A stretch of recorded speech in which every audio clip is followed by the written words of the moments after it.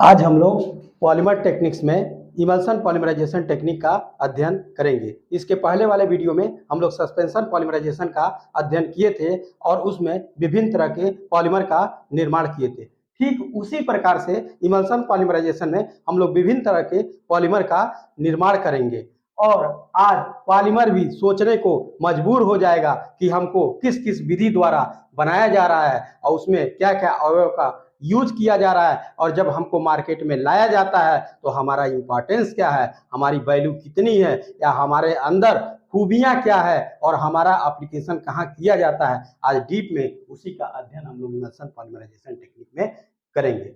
तो बेसिकली जो इमल्सन होता है, जैसे हम दो इमिसिबल लिक्विड को लेंगे और आपस में मिक्स करने का प्रयास करते हैं। जैसे आयल को वाटर में अगर हम मिक्स करना चाहते हैं तो हम देखते हैं कि आयल वाटर के सतह पर तैरता रहता है, डिस्पर्स फेज में रहता है और वह उसमें मिक्स नहीं होता है। तो वैसे फेज को हम कहते हैं इमल्सन। तो जो इमल्सन होता है वह दो तरह से होता है। जैसे पहला होगा वाटर इन ऑयल और दूसरा होगा oil in water. Water, oil in water. इसमें अगर ऑयल की क्वांटिटी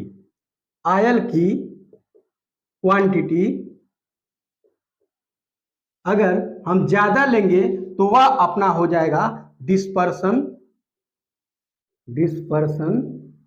मीडियम। वह हो जाएगा डिस्पर्सन मीडियम।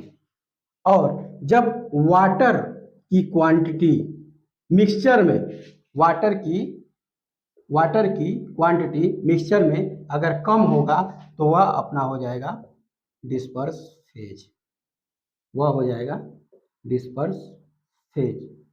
सेम उसी तरह का अगर ज्यादा क्वांटिटी में हम वाटर लेते हैं और उसमें आयल मिक्स करना चाहते हैं तो अगर वाटर की क्वांटिटी अगर हम ज्यादा लेंगे तो वह हमारा डिस्पर्सन मीडियम होगा। और जब आयल की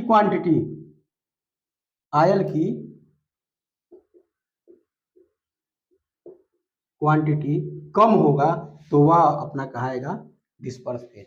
बेसिकली इसमें हम यही बताना चाहते हैं कि जब हम मिक्सचर बना रहे हैं तो उस मिक्सचर में जिसका कंसंट्रेशन ज्यादा होगा वह डिस्पर्सन मीडियम कहलाता है और जिसका कंसंट्रेशन कम होता है वह डिस्पर्स फेज होता है।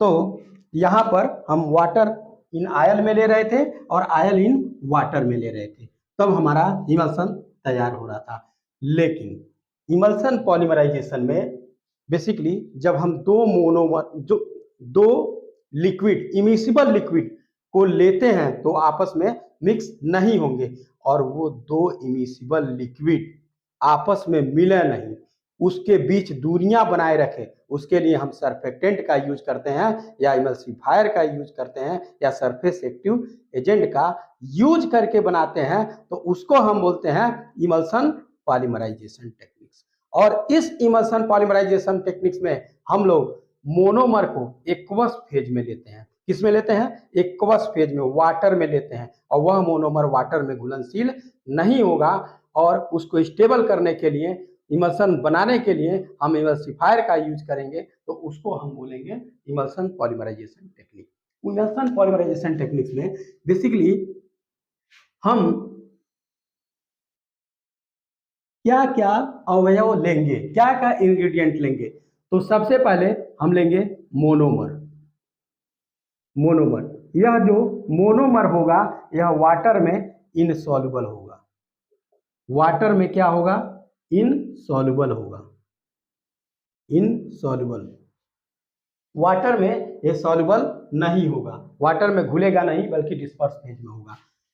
मोनोमर क्यों लिए हैं? क्योंकि हमको पॉलीमर बनाना है। बहुत सारे मोनोमर आपस में जुड़कर पॉलीमर का निर्माण करते हैं, इसलिए हम मोनोमर लिए। दूसरा क्या लेंगे? हम एक्वस फेज लेंगे। वह एक्वस फेज क्या होगा? वाटर होगा। अब इमल्सन पॉलीमराइजेशन करा रहे हैं, इसका मतलब हम इमल्सिफायर या सरफेक्टेंट का यूज करेंगे। तो हम यहाँ पर लेंगे सरफेस सर्फेक्टेंट, सर्फेक्टेंट्स लेंगे। ठीक है, यह क्या करता है, जो दो लिक्विड हम लिए हैं उनके बीच की दूरी बना के रखता है, तो वह होता है सर्फेक्टेंट। और चौथा हम लेंगे इनिशिएटर।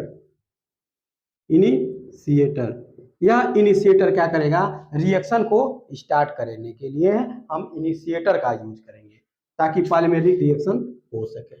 उसके बाद हम जब रिएक्शन को स्टॉप करना होगा तो हम यूज करेंगे chain transfer reagent. Chain transfer reagent अगर स्टॉप करना है तभी हम इसका यूज करेंगे। तो यह हो गया आपका इमल्सन पॉलीमराइजेशन में क्या क्या चीजें, क्या क्या वस्तुएं, क्या क्या रॉ मटेरियल हम मिलाएंगे, इसका आप लोग स्क्रीनशॉट ले लीजिए। अब इसका डिटेलिंग हम सेपरेटली डिस्कस करेंगे।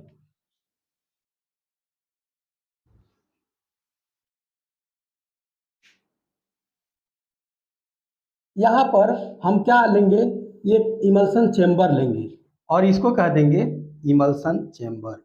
यह हमारा इमल्सन चेम्बर है और इसमें हम वाटर डालेंगे। ये हमारा वाटर हो गया, यह एक्वस फेज है और इसमें हम डालेंगे मोनोमर। यह हमारा मोनोमर होगा, इसको बोलेंगे एक्वस फेज या वाटर बोलेंगे। और यह अपना हो गया मोनोमर। मोनोमर वाटर में इनसॉल्युबल है। अब इसमें इमल्सन स्टेबल रहे उसके लिए हम यूज करेंगे surface active agent. Surface active agent का दृश्य या स्ट्रक्चर कुछ इस तरह का होगा। ठीक है, तो यह हो गया आपका surface active agent. Surface active agent और इसमें यूज करेंगे इनिशिएटर। तो हम इनिशिएटर कुछ इस तरह का होगा, इस तरह का इनिशिएटर हो गया। तो यह हमारा हो गया इनिशिएटर। अब जो मोनोमर हम लिए हैं, जो मोनोमर लिए हैं वह मोनोमर वाटर में इनसॉल्युबल होगा, इनसॉल्युबल होगा। पहला मोनोमर लिए थे। दूसरा क्या लेंगे, हम लेंगे वाटर। और तीसरा लेंगे surface active agent. Surface active agent, यह सरफेस एक्टिव एजेंट बहुत धमाल करेगा, इसीलिए इसके बारे में हम लोग डिटेलिंग अभी करेंगे। अभी हम इनिशिएटर को डिस्कस करेंगे। तो इनिशिएटर लेंगे, इनिशिएटर।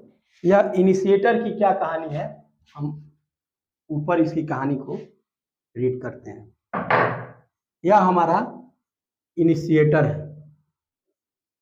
इनिशिएटर, जो इनिशिएटर होता है वह वाटर में सॉल्युबल होगा, वाटर में सॉल्युबल होगा। और हो भी सकता है कि यह नॉट सॉल्युबल हो वाटर में, नॉट सॉल्युबल इन वाटर। तो अगर हम इनिशिएटर वाटर सॉल्युबल वाला लेंगे तो कौन सा केमिकल उसमें लेंगे, उसमें हम लेंगे पर सल्फेट, पर सल्फेट लेंगे। या हम ले लेंगे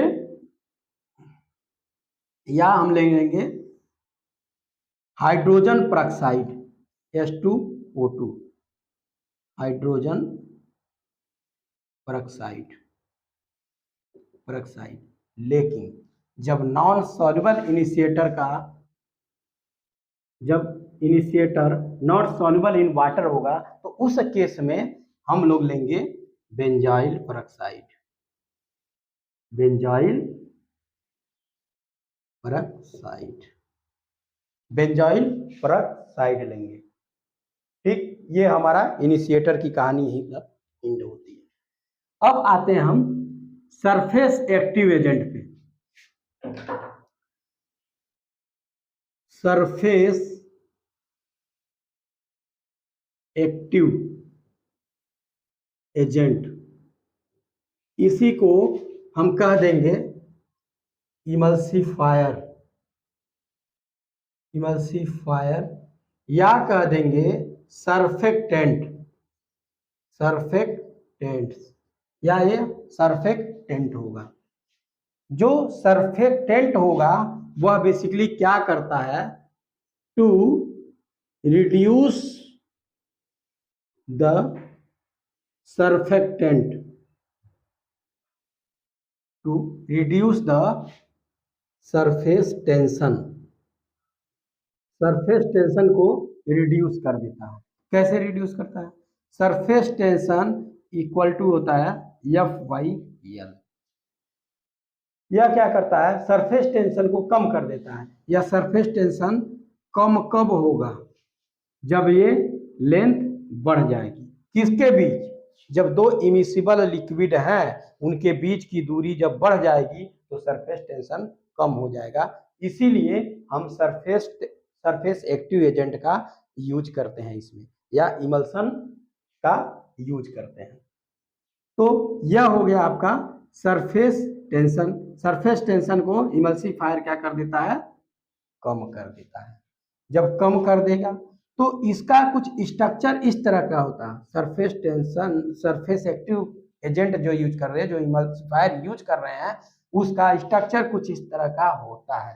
तो ये वाला होता है हेड, हेड, और इसी को बोल देते हैं हम पोलर हेड, पोलर हेड या पोलर हेड हो जाएगा। ये बाहर की तरफ होगा, और अंदर की तरफ जो होगा, इनसाइड की तरफ, टुवर्ड इनसाइड जो होगा, उसको हम बोलेंगे non polar, non polar hydrocarbon, non polar hydrocarbon बोलेंगे।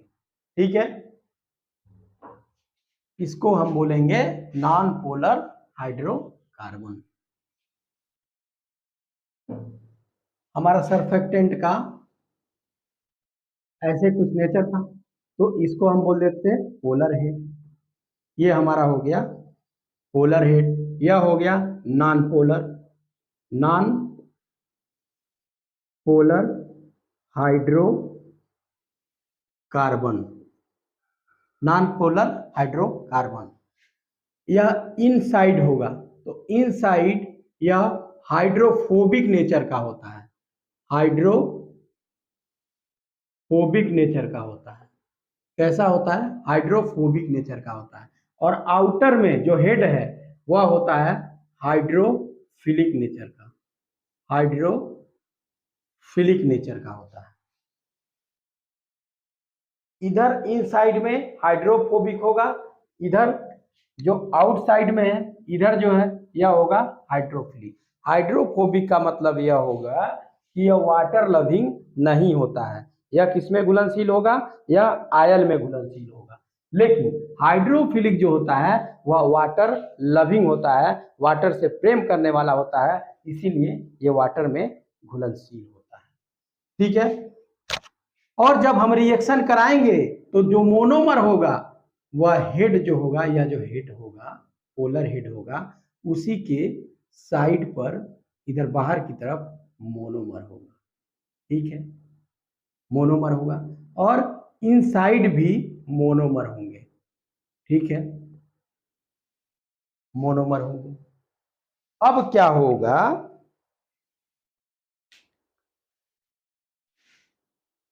स्क्रीनशॉट आप लोग ले लीजिए।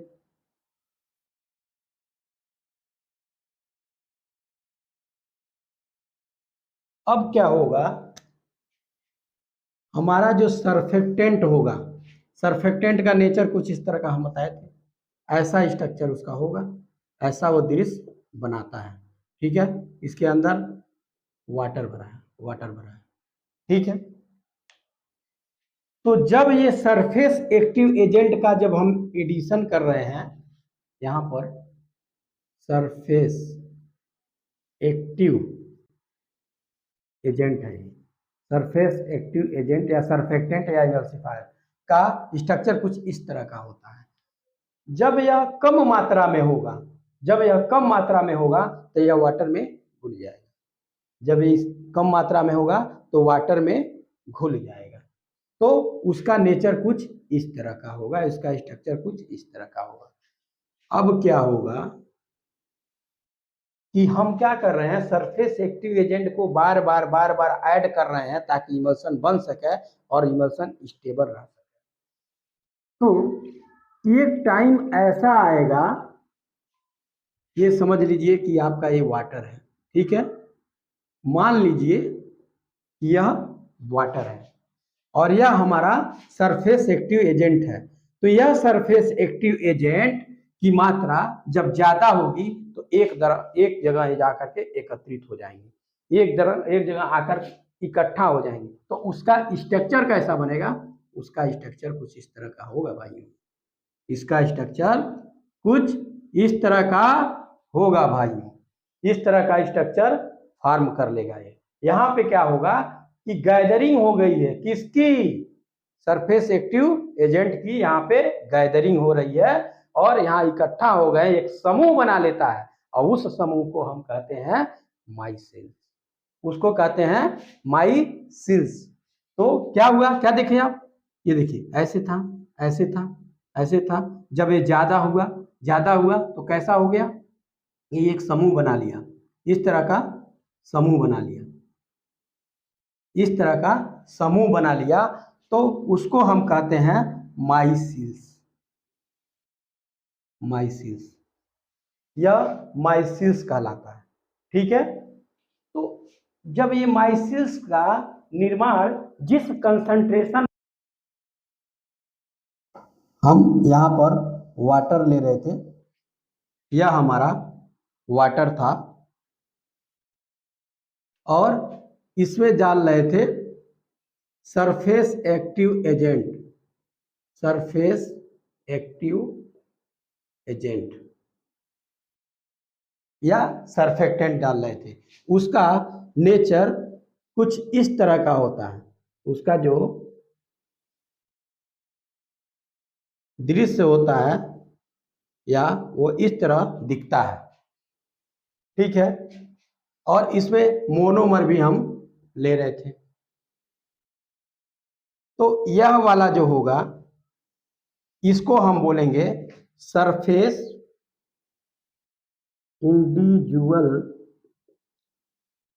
Individual surfactant molecule, surfactant molecules, इसको बोलेंगे हम इंडिविजुअल सरफेक्टेंट मॉलिक्यूल। जब इसकी मात्रा इसमें कम होगी तो यह क्या होगा, धीरे धीरे घुल जाएगा, धीरे धीरे घुल जाएगा। लेकिन हम सरफेस एक्टिव एजेंट इस मिक्सचर में हमेशा डाल रहे हैं तो एक टाइम आएगा कि यही सरफेस एक्टिव एजेंट एक जगह इकट्ठा हो जाएंगे, गैदरिंग हो जाएंगे और एक समूह बना लेंगे। तो कैसे बनाएंगे, जब बहुत सारे सरफेस एक्टिव एजेंट, बहुत सारे सरफेस एक्टिव एजेंट आपस में गैदरिंग हो जाएंगे तो कुछ इस तरह का स्ट्रक्चर बना देंगे, इस तरह का स्ट्रक्चर बना देंगे। इसमें बहुत सारे सरफेस एक्टिव एजेंट आपस में मिल गए हैं, एक समूह बना देंगे और उस समूह को हम कहेंगे माइसेल्स, उस समूह को कहेंगे माइसेल्स, उस समूह को हम क्या कहेंगे, माइसेल्स। और इस पूरे सिस्टम को हम कह देंगे एग्रीगेट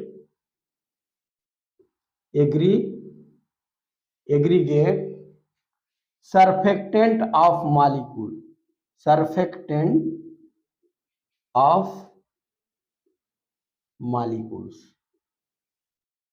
सरफेक्टेंट ऑफ मॉलिक्यूल्स कह देंगे।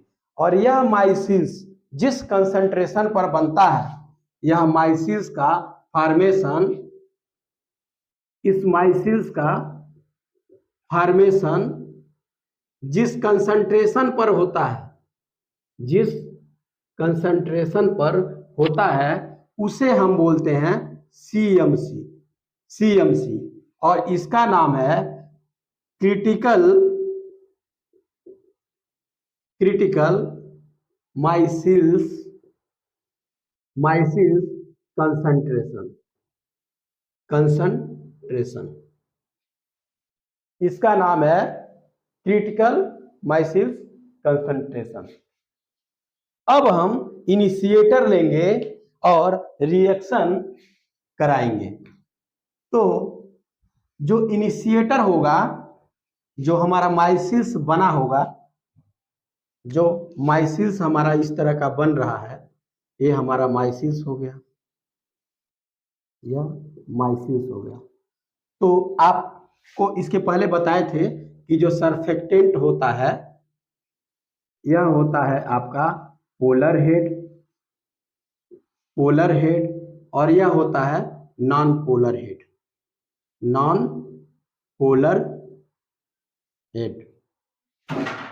तो जो इनिशिएटर होगा वह क्या होगा, इनिशिएटर क्या होगा, वाटर में घुलनशील होता है और यह क्या होगा, जो पोलर हेड होगा उसी के ऊपर रहेगा, उसी के ऊपर रहेगा, यहां पर रहेगा, यहां पर आपका इनिशिएटर रहेगा। तो यहां जितने माइसिल्स बने हैं सरफेक्टेंट से, तो यहां पर कुछ इस तरह का इनिशिएटर आ जाएगा, ये हमारा इनिशिएटर हो गया। और इसके बाहर भी मोनोमर होंगे और इसके अंदर भी मोनोमर प्रेजेंट होंगे। किसके, जो माइसिल्स बना है उसके अंदर। क्योंकि यह क्या है, हाइड्रोफोबिक है, हाइड्रोफोबिक नेचर का है, और यह क्या है, वाटर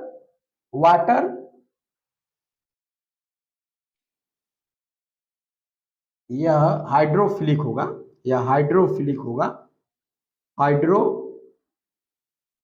नेचर का होता है, इसलिए ये वाटर लविंग होगा। और इनसाइड जो है, जो नॉन पोलर वाले हैं, वह होते हैं हाइड्रोफोबिक। तो यह वाटर लविंग नहीं होंगे बल्कि आयल वाले लविंग होंगे, आयल से ये प्रेम करेंगे। ठीक है, तो होगा क्या, जब हम इनिशिएटर यहां पे डालेंगे तो यह क्या करेगा, रिएक्शन को स्टार्ट करेगा। जब रिएक्शन को स्टार्ट करेगा तो क्या होगा, रिएक्शन आगे बढ़ेगी। प्रोपोगेशन जब स्टार्ट होगा तो रिएक्शन जब आगे बढ़ेगी तो इसके अंदर, इस माइसिल्स के अंदर जितने भी मोनोमर हैं वो आपस में मिल करके पॉलीमराइज होने लगेंगे और पॉलीमर का निर्माण करेंगे। एक समय आएगा कि यहाँ का मोनोमर आपस में जुड़कर पॉलीमराइज हो जाएंगे और यहाँ पर मोनोमर नहीं बचेगा। यहाँ पर मोनोमर जब नहीं बचेगा तो जो बाहर वाले जो ये पोलर हेड वाले के बाहर जो मोनोमर प्रेजेंट हैं, वह मोनोमर इनसाइड आना स्टार्ट करेंगे। यह मोनोमर इनसाइड आना क्यों स्टार्ट करेंगे, क्योंकि यह क्या है, हाइड्रोफोबिक नेचर के होते हैं। तो ये क्या होंगे, ये अंदर आना स्टार्ट करेंगे, आयल के अंदर आना स्टार्ट करेंगे और ये भी रिएक्शन करना स्टार्ट करेंगे, ये भी पॉलीमर की चेन बनाना स्टार्ट कर देंगे। तो क्या होगा, जब यह पॉलीमर पहले से बना हुआ है और यह भी आकर के पॉलीमर का जब निर्माण करेंगे तो उस समय इस माइसिल्स का, जो ये माइसिल्स बन रहा है, यह जो माइसिल्स बन रहा है, इस माइसिल्स का साइज इतना बड़ा कर देंगे कि एक टाइम आएगा यह बर्स्ट हो जाएगा, फट जाएगा। जैसे आप पचका हुआ गुब्बारे में अगर आप हवा भरते हैं तो क्या होता है, हवा से गुब्बारा धीरे धीरे फूलता है। एक समय आएगा कि उसके पास हवा का स्पेस नहीं रहेगा और वह गुब्बारा फट जाएगा। तो गुब्बारा जब फट जाता है तो वही कंडीशन यहाँ भी हो जाता है, माइसिल्स भी फटना स्टार्ट हो जाता है। जैसे आपको अगर हर आधा घंटा बाद खाना खिलाया जाए तो क्या होगा, आपका पेट धीरे धीरे धीरे धीरे फूलेगा। एक टाइम ऐसा आएगा कि या तो आप वोमिटिंग कर देंगे या में भी हो सकता है कि आपका पेट फट जाए। सेम कंडीशन इसी माइसिल्स के अंदर होता है और यह फट जाता है तो उस समय पॉलीमर का निर्माण हो जाता है। उस समय इस तरह के पॉलीमर का निर्माण हो जाता है और जो इमल्सिफायर हम यूज किए थे, जो सर्फेक्टेंट यूज किए थे, वह सर्फेक्टेंट क्या होंगे, वह सर्फेक्टेंट इस पॉलीमर पॉलीमर के चेन पर ऐसे क्या होंगे, चिपक जाएंगे, ऐसे चिपक जाएंगे। यह आपका इमल्सिफायर है, इमल्सिफायर है। यह पॉलीमर के चेन पर चिपक जाएंगे और उसका जो कलर होगा, जो कलर होगा वह होगा वाइट मिल्की।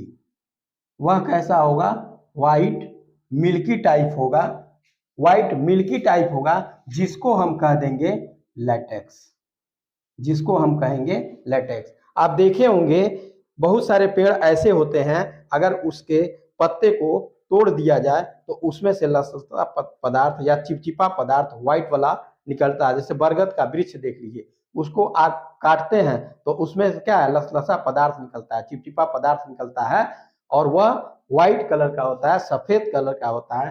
ठीक उसी तरह का यह लैटेक्स होता है। लैटेक्स भी व्हाइट मिल्की तरह का होता है और ये दूध ही जैसा होता है लैटेक्स। तो हम क्या करते हैं कि अगर पॉलीमर का यूज करना है तो हम इस लैटेक्स को हटाकर पॉलीमर का यूज कर सकते हैं या लैटेक्स लगे हुए पॉलीमर का भी हम यूज कर सकते हैं। यह जो लैटेक्स होता है, यह जो लैटेक्स बना है, इस लैटेक्स का प्रयोग हम एडहेसिव मटेरियल बनाने में करते हैं। एडहेसिव मटेरियल बनाने में इसका प्रयोग हम कर सकते हैं। या वाटर सॉल्युबल, वाटर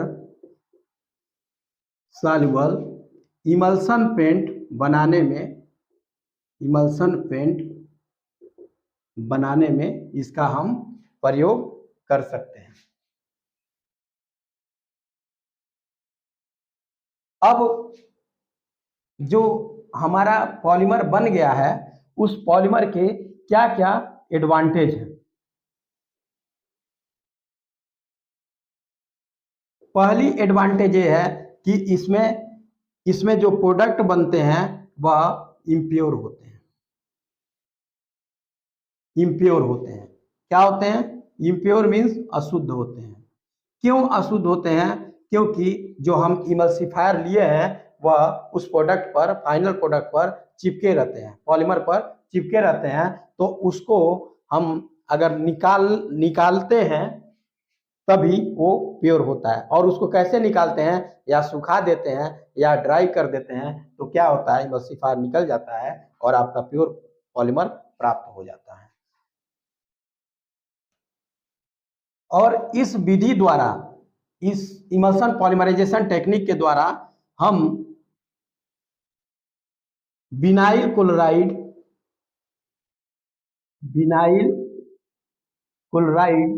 से जब पॉलीमराइजेशन करा देंगे तो यह बन जाएगा पॉली विनाइल क्लोराइड। तो विनाइल क्लोराइड से जब पॉली विनाइल क्लोराइड बनाना हो तो इस विधि द्वारा, इमल्सन पॉलीमराइजेशन टेक्निक के द्वारा हम बना सकते हैं। ब्यूटाडाइइन से हम ब्यूटाडाइइन पॉलीमर बना सकते हैं। तीसरा होता है एक्राइलेट से हम पॉली एक्राइलेट बना सकते हैं, एक्राइलेट बना सकते हैं। और मेथाइल एक्राइलेट से हम पॉली मेथाइल एक्राइलेट बना सकते हैं, या स्टाइरीन से स्टाइरीन इस विधि द्वारा हम बना सकते हैं। Vinyl chloride, butadiene, acrylate, methacrylate या स्टाइरीन, यह सब क्या है? मोनोमर है। यह सब मोनोमर है। और इधर जितने बने हैं वह सब क्या है? पॉलीमर है। तो यह सभी किससे बनाए जाते हैं? यह सब इमल्सन पॉलीमराइजेशन टेक्निक के द्वारा बनाए जा सकते हैं। इसके जो एडवांटेज हैं, बेसिकली इसमें क्या होता है, विस्कोसिटी का कोई इशू नहीं होता है। उसमें क्या हो रहा था बल्क पॉलीमराइजेशन में कि विस्कोसिटी कहीं पे ज़्यादा हो जा रही थी, कहीं पे कम हो जा रही थी, लेकिन यहाँ पर विस्कोसिटी का कोई इशू नहीं होगा। विस्कोसिटी का इशू नहीं होगा। तो जितना हम मॉलिक्यूलर वेट वाले पॉलीमर चाह रहे हैं उतना हम यहाँ बना सकते हैं। इसमें टेम्परेचर का फ्लो अच्छा होगा, यूनिफॉर्म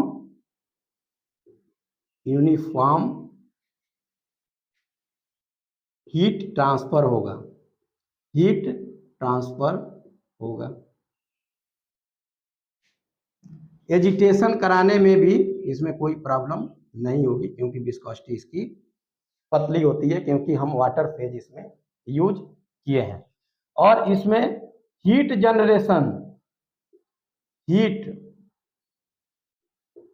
जनरेशन ज़्यादा नहीं होता है, और रिएक्शन जो होता है एक्सोथर्मिक नहीं